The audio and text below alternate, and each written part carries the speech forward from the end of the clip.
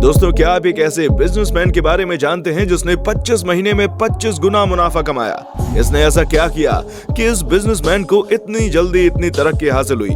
इस शख्स ने अमीरी के मामले में मुकेश अंबानी और बिल गेट्स को भी पीछे छोड़ दिया। इस शख्स का नाम क्या है और आखिर इसको इतनी नाम शोहरत अपने परिवार से मिली या फिर इसने खुद अपने दम पर अपने सपनों का महल तैयार किया?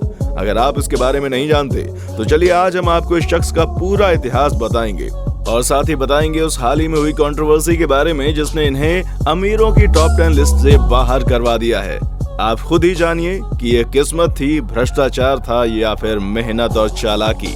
चैनल को सब्सक्राइब और वीडियो को लाइक करना बिल्कुल ना भूलें। शुरू करते हैं। साल 1993 में गुजरात सरकार ने घोषणा की कि मुद्रा एयरपोर्ट चलाने के लिए सरकार किसी प्राइवेट कंपनी को काम पर रखेगी और 1995 में गौतम अडानी के हाथ ही कॉन्ट्रैक्ट लग गया और इस तरह अडानी कंपनी भारत की सबसे बड़ी प्राइवेट मल्टी बोर्ड ऑपरेटर है।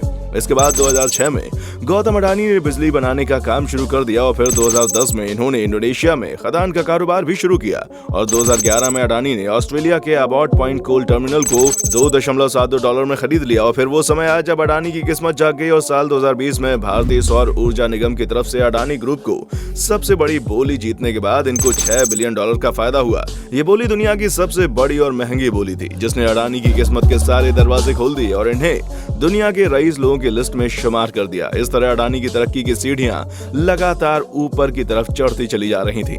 लेकिन सवाल ये उठता है कि आखिर अडानी ने जो कुछ भी कमाया है वो सब अपनी मेहनत के दम पर कमाया या फिर इसमें इन्होंने कोई साम दाम दंड भेद जैसी चाल अपनाई है? अगर आप इस राज के बारे में जानना चाहते हैं तो चलिए फिर से शुरू करते हैं। लेकिन अगर आपने अभी तक हमारी वीडियो लाइक नहीं किया, जल्दी से वीडियो को लाइक करें और चैनल को सब्सक्राइब। दोस्तों, बात करते हैं अडानी ने मुंबई पर अपना कब्जा कैसे किया। जो आज तक एयरपोर्ट के किसी भी मामले में कुछ भी नहीं जानता था वो कैसे एयरपोर्ट का इतना बड़ा ऑपरेटर बन गया। इस कहानी की शुरुआत होती है फरवरी 2019 से, जब भारत सरकार ने 6 एयरपोर्ट्स को संभालने का जिम्मा दूसरी कंपनीज को दिया जिससे वो एयरपोर्ट्स की देखरेख संभाल सके। आपको बता दें वो 6 एयरपोर्ट्स हैं जयपुर, लखनऊ, मैंगलोर, तिरुवनंतपुरम, गुवाहाटी और अहमदाबाद। इसलिए इन एयरपोर्ट्स को बेचने के लिए इनकी बोली लगाई गई। अब ये ठहरे मशहूर एयरपोर्ट्स तो कोई भी छोटा मोटा बिजनेसमैन तो इनको खरीद नहीं पाएगा। फिर भी जो बड़े बड़े बिजनेसमैन थे उन्होंने इस एयरपोर्ट को खरीदने के लिए बोली लगाई। उसमें से एक हमारे अडानी भाई साहब भी थे जिन्होंने बोली के मामले में सबकी बोलती बंद कर दी। जो भी बिजनेसमैन इन एयरपोर्ट्स की बोली लगाता अडानी उसकी 3 गुना 4 गुना बोली लगाते और इस तरह इन्होंने 6 एयरपोर्ट्स अपने नाम कर लिए। अब ये एयरपोर्ट इन्होंने अपने पैसे के दम पर तो खरीद ली, लेकिन साथ ही साथ इसमें कुछ बड़े बड़े लोगों की मिली भगत भी थी। आपको जानकर हैरानी होगी, जब अडानी ने इन एयरपोर्ट्स को खरीद लिया तो भारत सरकार ने एयरपोर्ट्स के रूल भी बदल दिए। जैसे एयरपोर्ट का रूल था जो भी एयरपोर्ट का ऑपरेटर होगा उसे एयरपोर्ट के बारे में अच्छी नॉलेज होनी चाहिए, लेकिन जब अडानी इस मैदान में उतरे तो ये नियम बदल दिया गया क्योंकि अडानी तो एयरपोर्ट का ए भी नहीं जानते थे। आपको बता दें कि एयरपोर्ट अथॉरिटी ऑफ इंडिया ने ये नियम बनाया था कि कोई भी ऑपरेटर 2 से ज्यादा एयरपोर्ट ऑपरेट नहीं कर सकता था, लेकिन अडानी के लिए नियम भी बदल दिए गए और उन्हें 2 की बजाय 6 एयरपोर्ट ही दे दिए गए। पहले एयरपोर्ट सिर्फ 30 सालों के लिए दिए जाते थे, लेकिन अब अडानी को 50 सालों के लिए दिए गए। पहले एयरपोर्ट से जो भी रेवेन्यू कमाते थे उसका हिस्सा सरकार को जाता था, लेकिन जब से अडानी जी आए हैं सरकार ने ये नियम भी बदल दिया है और कहा जाता है कि आप हमें एक फिक्स फीस दे दीजिए और फिर जो भी कमाएंगे वो सब तुम्हारा होगा। तो इस बार सरकार ने एयरपोर्ट के नियम में इतना बदलाव कर दिया है। अब बात करते हैं हिंडनबर्ग रिसर्च के बारे में। हिंडनबर्ग यूएसए की एक फॉरेंसिक फाइनेंशियल रिसर्च एजेंसी है। इस एजेंसी ने अडानी ग्रुप को अपने शक के घेरे में लिया है और अडानी की कंपनीज पर खूब जांच पड़ताल चल रही है।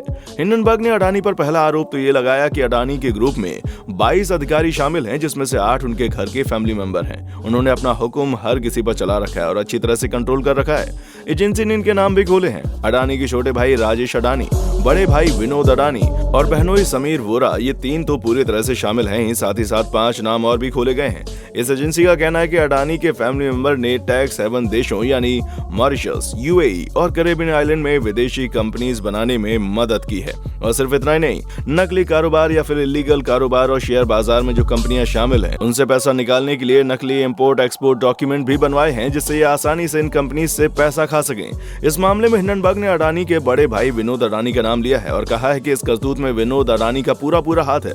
साथ ही इस एजेंसी ने यह भी बताया है कि विनोद अडानी की और भी कंपनीज हैं, लेकिन ये कंपनियां गैर कानूनी तौर पर साबित नहीं हुई हैं क्योंकि इन कंपनीज के होने का कोई पुख्ता कागज ही नहीं है। जैसे जैसे इन कंपनीज में काम करने वाले लोगों की कोई खास जानकारी नहीं है, इस कंपनी की कोई ऑनलाइन डिटेल्स भी नहीं है, यहाँ तक कि इनके मोबाइल नंबर भी मौजूद नहीं है। अडानी के छोटे भाई राकेश अडानी को भी पुलिस ने गिरफ्तार कर लिया था क्योंकि डीआरआई ने राकेश को डायमंड ट्रेडिंग स्कैम मामले में घसीटा था और टैक्स में कुछ फ्रॉड देखा गया था। यही वजह थी कि राकेश को जेल जाना पड़ा और इसका असर अडानी पर भी देखने को मिल रहा है। इस एजेंसी ने अडानी को यूएसए बुलाया है ताकि वो इससे पूछताछ कर सके और साथ ही इस बिजनेस से जुड़े काफी सवाल भी पूछे गए हैं। लेकिन अडानी का कहना है कि उन्हें फंसाया जा रहा है। शॉर्ट सेलिंग कंपनी हिंडनबर्ग ने अडानी पर आरोप लगाया है कि अडानी ग्रुप दशकों से खुल्लम खुल्ला शेयरों में गड़बड़ी और अकाउंट धोखाधड़ी में शामिल रहा है और इसी को लेकर अडानी ग्रुप को 65 अरब डॉलर से ज्यादा की चपत लगी है। साथ ही ग्रुप के चेयरमैन गौतम अडानी उनकी नेटवर्थ में 36.1 अरब डॉलर से ज्यादा की गिरावट आई है और इसके साथ ही अडानी के अमीरों की लिस्ट में वो बहुत ज्यादा पीछे चले गए हैं। अब आपको बताते हैं अडानी के बारे में कुछ ऐसी बातें जिनके बारे में आप नहीं जानते होंगे। ये वो शख्स हैं जिन्होंने बड़े बड़े बिजनेसमैन को अपने सामने धूल चटा दी और सिर्फ इतना ही नहीं बल्कि अडानी ने अभी भी कई एयरपोर्ट्स को अपने कब्जे में ले लिया है, कहीं की खरीद लिया है। जो आज तक कोई नहीं करके दिखा पाया वो अडानी ने कुछ ही समय में करके दिखा दिया। लेकिन आखिर इन्होंने अपने सफर की शुरुआत कैसे की? तो चलिए इनकी पिछली जिंदगी में चलते हैं और बताएंगे आपको शुरू से आखिर तक इनकी पूरी कहानी। पर उससे पहले चैनल को सब्सक्राइब जरूर करें। दोस्तों, अडानी का पूरा नाम है गौतम शांतिलाल अडानी। अडानी का जन्म साल 1962 में 24 जून को गुजरात के सबसे बड़े शहर अहमदाबाद में एक जैन परिवार में हुआ। गौतम अडानी के पिताजी का नाम शांतिलाल अडानी था। इनके पिता एक छोटे कपड़े के व्यापारी थे और उनकी माता का नाम शांताबेन अडानी था। आपको बता दें, गौतम अडानी के 7 भाई बहन हैं। अडानी के पिता का छोटा सा कारोबार था, इसलिए इनके घर की आर्थिक स्थिति कुछ ज्यादा ठीक नहीं रहती थी। यही कारण था कि अडानी की पढ़ाई बड़े बड़े शहरों में ना होकर छोटे से स्कूल में हुई। लेकिन कौन जानता था कि सेठ चिमनलाल नागीदास स्कूल में पढ़ने वाला ये बच्चा बड़े बड़े अमीर आदमियों को पीछे छोड़ देगा और अपना खुद का इतिहास लिखेगा। अडानी ने अपनी शुरुआत पढ़ाई सेठ चिमनलाल नागीदास स्कूल से पूरी की और आगे की पढ़ाई इन्होंने गुजरात यूनिवर्सिटी से की। अडानी का पढ़ने में मन नहीं लगा, इसलिए इन्होंने ग्रेजुएशन पूरी नहीं की और सिर्फ 1 साल पढ़कर ही कॉलेज छोड़ दिया। अडानी अपनी जिंदगी में कुछ बड़ा करना चाहते थे, इसलिए इन्होंने कॉलेज की पढ़ाई छोड़कर अपना दिमाग कारोबार में लगाया। अडानी ने साबित कर दिया कि बच्चा चाहे किसी बड़े स्कूल से पढ़े या फिर किसी सरकारी स्कूल से, अगर उसके अंदर कुछ करने का जज्बा और लगन है तो वो अपना रास्ता खुद बना लेगा। अडानी अपने पिता का कारोबार संभालने की बजाय सन 1978 में मुंबई चले गए, जहां इन्होंने महेंद्र ब्रदर्स की डायमंड कंपनी में अपना डायमंड शॉर्टर का काम करना शुरू कर दिया। अडानी अपने बचपन से काफी तेज और समझदार थे। इन्होंने डायमंड के बिजनेस को करते करते इसके बारे में सब जान लिया और इस बिजनेस को आगे कैसे बढ़ाना है अडानी ने काम करते करते अच्छी तरह से समझ लिया और फिर सालों के बाद अडानी ने ज्वेलरी बाजार में खुद का डायमंड ब्रोकरेज फर्म खोल दिया। इस तरह इन्होंने अपने करियर की शुरुआत की। साल 1981 में गौतम के बड़े भाई मनसुख भाई अडानी ने उनको वापस गुजरात बुला लिया। यहाँ पर उन्होंने प्लास्टिक की फैक्ट्री खरीद ली और इसे गौतम को संभालने के लिए कहा और गौतम ने अपने बड़े भाई की प्लास्टिक की फैक्ट्री में काम करना शुरू कर दिया। जब ये कारोबार खूब फल फूल गया तो अडानी ने साल 1988 में कमोडिटी का एक्सपोर्ट इंपोर्ट करने वाली कंपनी की स्थापना की और अब इस कंपनी का नाम बदलकर अडानी एंटरप्राइजेज लिमिटेड रख दिया गया है। दोस्तों, ये थी अडानी के बारे में वो बातें जो आपको जाननी जरूरी थी। अब ये फैसला आपके ऊपर है कि आप इन्हें चोर समझें या बिजनेसमैन या फिर मौका परस्त। फैसला आपका है। हमारा काम था आपको इन्फॉर्मेशन देना, वो हमने दे दी। अब हम चलते हैं। अपना ख्याल रखिएगा और हमारे चैनल को ज्यादा से ज्यादा लोगों तक शेयर करें, सब्सक्राइब करें। देखने के लिए शुक्रिया।